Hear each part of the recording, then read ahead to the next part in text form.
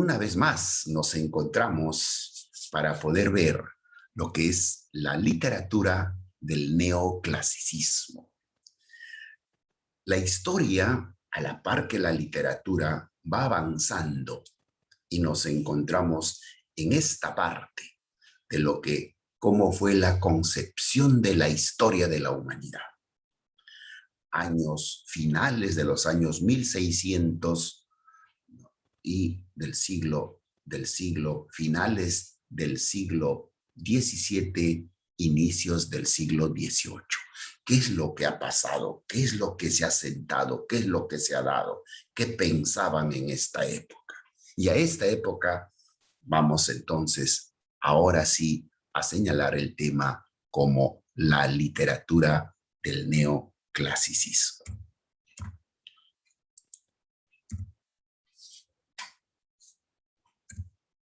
Primero, quiero explicarte qué cosa será neoclasicismo. Como usted está apreciando, es una palabra compuesta. La palabra matriz es clasicismo, que viene de clásico.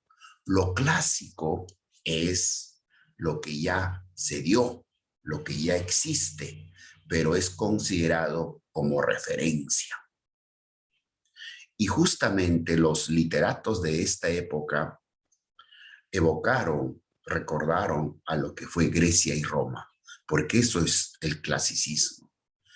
Y le tienen o le ponen el nombre ya de neo que significa nuevo. Entonces, nuevo clasicismo. Y eso es lo que el día de hoy vamos a llevar a cabo para nuestro estudio. Vamos un poco a analizar el contexto histórico, a ver cómo surgió esto, qué cosa fue el neoclasicismo. Es un movimiento, escuchen bien, artístico, cultural, filosófico y social que se desarrolló en el siglo XVIII. Cuando decimos artístico, estamos refiriéndonos a todo el cambio, el pensamiento del arte que se dio en esa época. Y ahí justamente estará la literatura, porque la literatura es arte, ¿verdad? Es arte la literatura. Entonces, es un movimiento artístico, cultural también, porque el aspecto cultural, la forma de pensar de esa época de los hombres o de las personas, pues estará involucrado con ello. El aspecto filosófico, mis queridos alumnos. Lo filosófico siempre es el cuestionar, el preguntarse. Son preguntas de reflexión que siempre el hombre hace. Cuando tú te preguntas de repente el porqué de las cosas, ¿no? El por qué existimos, por qué la razón de esto, de lo que el progreso en la vida, el por qué nuestra presencia en la tierra, etcétera. ¿Qué cosa estamos haciendo? Estamos filosofando. Entonces, el pensamiento filosófico también se establece. Y lo social es cómo se desarrollará la sociedad como tal. Fue una época de crecimiento y desarrollo económico. Entonces el mundo en esa época vivió una época de crecimiento y desarrollo. Y cuando ustedes saben, mis queridos escuchas, mis queridos que están allí al otro lado de la pantalla, cuando hablamos de crecimiento y desarrollo económico, significa de que todo crece, todo se desarrolla, todo va bien. Pero en una época de crisis, pues prácticamente lo que vendría a ser el arte, la cultura, la filosofía, también decae. Pero por esta época se da una época de crecimiento y desarrollo, sobre todo en Francia e Inglaterra. ¿Por qué decimos Francia e Inglaterra? Porque en ese entonces estos dos países eran los países que marcaban las tendencias, los movimientos artísticos culturales. La reforma protestante, miren alumnos, hasta aquí, hasta antes del siglo XVIII, reinaba la religión católica. Era como poder, como existencia. Entonces, en el siglo XVIII aparecen los protestantes, así se les llamó a los que comenzaron a cambiar esto y un poco también a cuestionar de lo que la religión hasta esa época realizó. Entonces, para nosotros los cristianos, ¿no?, que somos un colegio cristiano, aquí aparece la reforma de la iglesia. Por consiguiente, comienzan a dividirse, a salirse, a cuestionar. Aparece, por ejemplo, Martín Lutero, aparece Calvino y todos los reformistas que dicen que así no debe ser, sino de esta forma debe interpretarse la religión. Entonces la reforma protestante trajo como consecuencias la revisión de las relaciones de los monarcas en el papado. Sí, pues muchas cosas estaban pasando en la religión de esa época. El papado cuando decimos es del papa, del clero, de todo ello, ¿no? Separó la actividad pública de la religión. Entonces decían en esa época que lo de Dios es para Dios y las cuestiones públicas no debe confundirse o entreverarse en lo que puedan ser, por ejemplo, las decisiones de los países. Cuando hablamos de la Edad Media, creo que más de una oportunidad te he explicado, te he dicho de que la iglesia era el poder. Inclusive la iglesia decidía las cuestiones políticas, económicas de los países, de los reinos. Pero ahora ya no. Ahora dice, hay que separar la actividad pública de la religión. También se le conoce a este siglo XVIII, mis queridos alumnos, como el siglo de las luces. ¿Y qué cosa será el siglo de las luces? Cuidado, no vayas a equivocarte. Cuando hablamos de las luces, no quiere decir, los foquitos, estará lleno de foquitos, vamos a poner las luces. No, no, no, no, no. Cuando hablamos luces, estamos hablando de la inteligencia, del saber, del raciocinio. Por eso aquí aparecen los ilustres, se les llamaban así, los ilustres pensadores, los intelectuales del siglo XVIII. A ello se le denomina el siglo de las luces. El siglo de las luces fue la continuación de la labor iniciada por los humanistas del Renacimiento. Entonces ya el renacentismo tenía que ver algo en esto. Ellos, los ilustres, que les vamos a llamar, es la continuación del Renacimiento. Entonces, personajes que contribuyeron al desarrollo del neoclasicismo por medio de sus ideas científicas y filosóficas.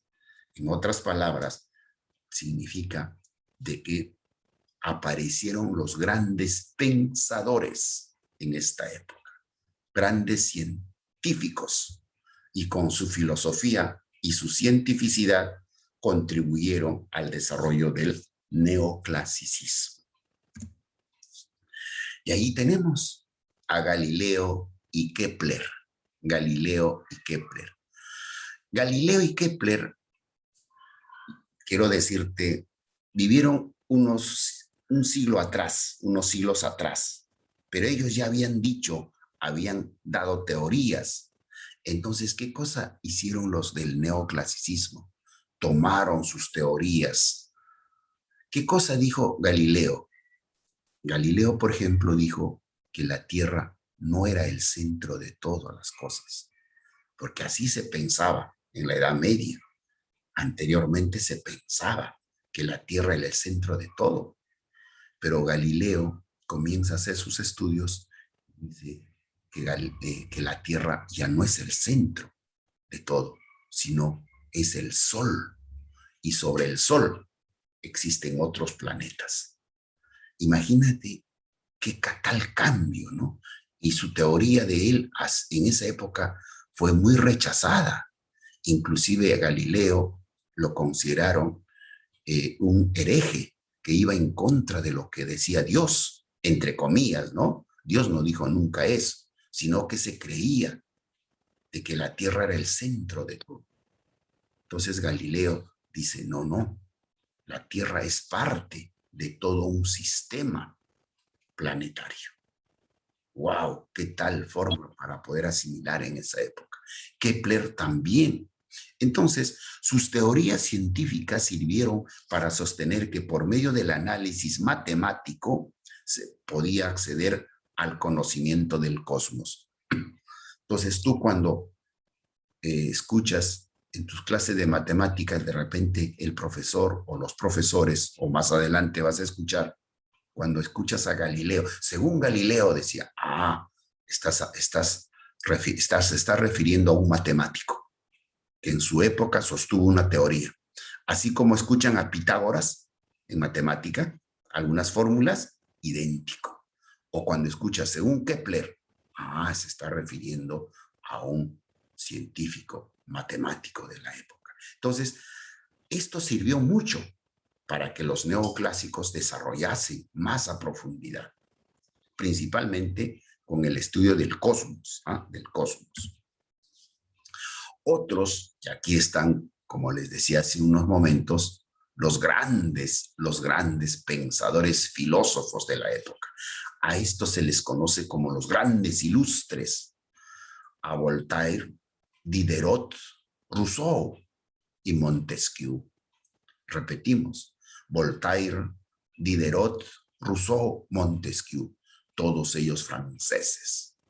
Por eso que a Francia en esa época se le consideraba, o principalmente a París, que es la capital de Francia, se le consideraba como la ciudad luz. Y cuando digo la ciudad luz, repito, no es porque está lleno de luces, de foquitos, no, no, no, o de bombillas, no. Estamos diciendo porque estaba lleno de ilustres, de pensadores. ¿Y quiénes eran pues Voltaire, Diderot, Rousseau, Montesquieu? ¿Quiénes eran? Eran filósofos que aportaron importantes ideas al movimiento de la Ilustración. Ilustración viene de ilustres, repito. ¿Y qué cosas son ilustres? Son los pensadores, los intelectuales de la época. Además hicieron fuertes críticas a la nobleza. Mire, ojo, ya se estaba gestando, ¿qué cosa? En contra de la burguesía, en contra de los nobles, inspirados en los principios racionales. O sea, decían, cuidado nobleza, tú lo que estás haciendo está mal. La nobleza eran pues los señores feudales, los que tenían mucho dinero, ¿no? Los que estaban allí, siempre miraban al pueblo por debajo. Entonces ya viene el cuestionamiento. Y ellos van a sostener a través de sus ideas lo que luego va a suceder en Francia. Y va a suceder un acontecimiento que va a cambiar totalmente la historia, ¿no? La dirección de la historia del mundo, con la famosa Revolución Francesa. Mire, y gracias a estos pensadores que lo ven ustedes en sus pantallas. Pero algo más tenemos que decir. Si pues ya en lo que es propiamente la literatura neoclásica, podemos decir que tenía que enseñar y deleitar al mismo tiempo. O sea, que la literatura, se decía, que aparte que te enseña, tiene que gustarte, tiene que deleitarte. Entonces, los autores de esa época se esmeraban en cuando tenían que escribir. Y los libros están, pues, felizmente en la actualidad, como lo que vamos a decir de quiénes se trata.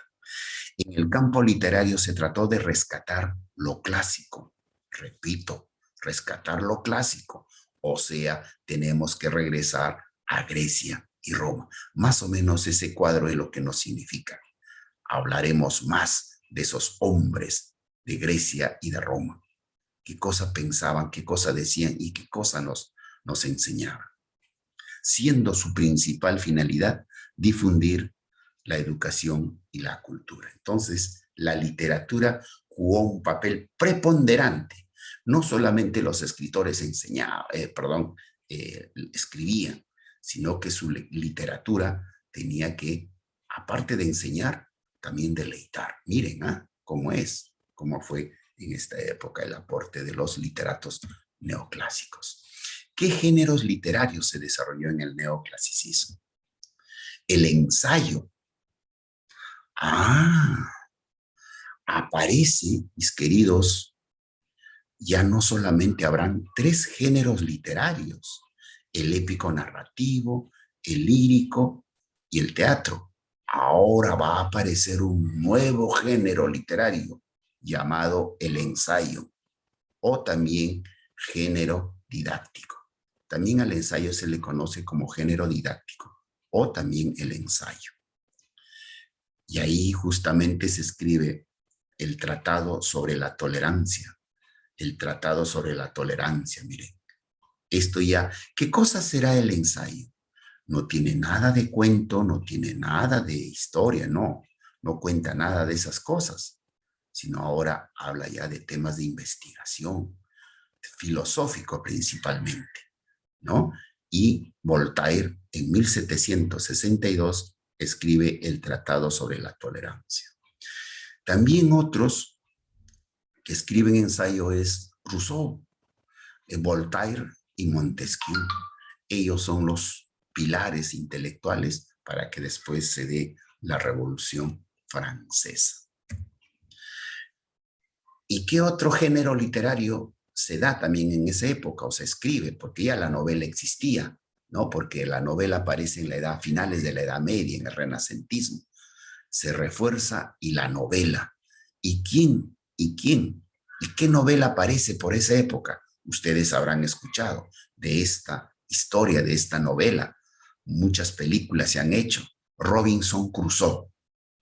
¿Quién es el autor? Daniel Defoe, 1719. Miren, Daniel Defoe en 1719 escribió Robinson Crusoe. Es una novela de uno que naufraga, ¿no? Y vive solo en una isla. Y a él, toda esa historia, llamado como Robinson Crusoe. Pero también ustedes habrán escuchado la novela o la historia de Gulliver en el país de Lilliput. Gulliver es una persona normal. Pero no lo vi. Claro, muy bien. Entonces, Gulliver es una persona normal, pero visita o por cuestiones así de un sueño y duerme y amanece en un país extraño en donde todos eran enanitos, pequeñitos. Por eso a ellos se les conoce como el país de Lilliput. Entonces aparece una nueva palabra. Cuando tú te refieres y decirle a una persona que es enano, también le puedes decir liliputiense o Lilliput. Lilliput o liliputiense. Estás diciéndole enano. Entonces, ¿gracias a qué? Gracias a esa novela que escribió Jonathan Swift, ¿no? Jonathan Swift. ¿Con cuál? Con los viajes de Gulliver. O de repente también tú habrás escuchado esta famosa historia de este pequeño travieso que vive en las calles, Oliver Twist. ¿Habrás escuchado a Oliver Twist, la historia de Oliver Twist? Miren, estas novelas fueron escritos en esta época del neoclasicismo. Pero no solamente ello, sino también se escribió el teatro, se hizo teatro. Aquí ya fue mucho más mejorado, mucho más hermoso y tendió la imitación de los modelos clásicos. ¿Y quiénes eran los que escribieron teatro? Racine, Molière y Pierre Corneille. Anteriormente en la clase pasada, en el video que les mostré, hablaron de Molière, ¿no? Molière fue un gran dramaturgo, escribió El avaro, cómo le importaba mucho la riqueza de su dinero. O sea, el teatro estaba basado en la crítica a unos personajes, de repente algunos vicios humanos que en la actualidad también existen. Por ejemplo, el avaro nos refleja de que más le interesa el dinero que su propia familia, que sus propios hijos. ¿verdad? Entonces, también se escribió en el neoclasicismo el teatro. Y lo que siempre nos ha gustado desde muy niño, y nosotros lo leíamos, pero sin saber de dónde, cómo nació esto. Ahora tienes la oportunidad de saberlo. Las famosas fábulas. La fábula también se escribió en el siglo XVIII. Por ejemplo, El Cuervo y el Zorro permitió a los autores exponer por medio de ejemplificaciones de animales enseñanzas morales. Repito, el neoclasicismo no solamente fue que tenías que escribir, sino que cuando tú tenías que escribir, a los autores le decía, cuando tú escribas, pues tiene que tener enseñanza y tiene que tener valores morales. Entonces aparece la fábula y ahí los grandes fabulistas de esta época, aparte del gran Esopo. Esopo fue el primer fabulista y apareció en Grecia, Esopo, ya el gran fabulista griego. Pero ya después la fábula perdió así su luz, se apagó, porque no se tocó luego ya en la literatura romana, no se tocó en la literatura medieval, ni en el renacentismo. Aparece en el neoclasicismo. ¿Quiénes son estos? Por ejemplo, cuando tú lees El Cuervo y el Zorro, pertenece a Félix María de Samaniego. O de repente, El Ratón y el León. ¿A quién pertenece esa fábula? A Jean de La Fontaine, francés. Y otro fabulista también es Tomás Iriarte. Entonces, Jean de La Fontaine, Félix María de Samaniego y Tomás Iriarte pertenecen a los fabulistas del neoclasicismo. Todas las fábulas que nosotros leemos pertenecen a estos autores. Entonces, es más o menos de lo que podríamos desarrollar referente a la clase del día de hoy. Bien.